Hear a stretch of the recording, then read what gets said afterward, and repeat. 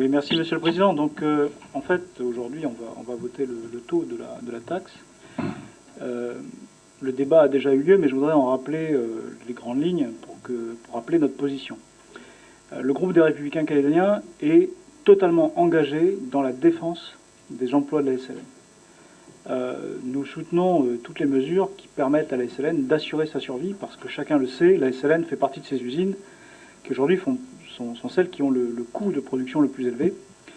Et donc l'enjeu, c'est bien de permettre à la SLN de sortir de la zone de danger. Et d'ailleurs, le président de son CA, Dominique Catravois, le rappelait, la SLN est loin d'être sauvée.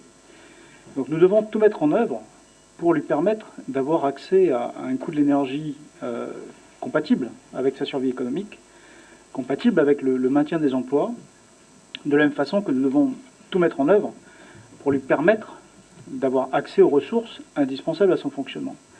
Et je voudrais attirer l'attention de mes collègues et du public sur le fait qu'aujourd'hui, il y a des blocages sur la côte Est, que ce soit les dégradations les malveillantes à Kawa, que ce soit certains blocages pour l'accès à la ressource, certains blocages administratifs de la part de la province Nord.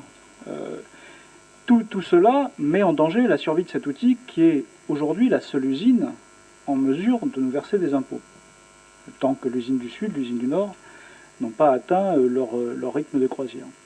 Donc évidemment, nous soutenons toute mesure allant dans le bon sens, mais nous avons exprimé de vives critiques sur cette taxe et sur le détournement qui a été fait du projet initial de centrale, dont le but était de permettre au départ à la SLN d'avoir un coût de l'électricité compatible avec sa survie. Au fil du temps, ce projet, eh bien, il a dévié.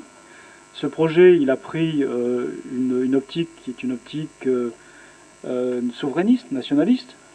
On n'est plus aujourd'hui dans une priorité qui est de fournir les SLN avec un coût de l'énergie raisonnable.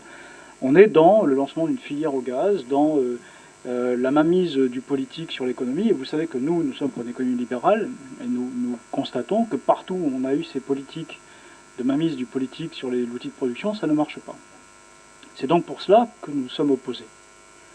En première présentation de ce qui par ailleurs annonce un programme de communication, de subvention, donc on se demande si cet argent va servir réellement à dépanner la SLN, à financer le projet, parce qu'il ne va pas servir d'autres objectifs.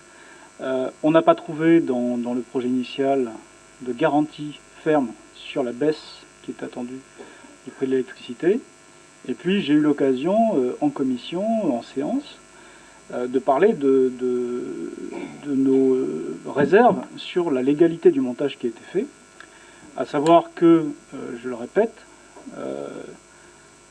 en droit français, en droit public, une collectivité ou un établissement public ne peut pas prendre une part majoritaire dans une société privée.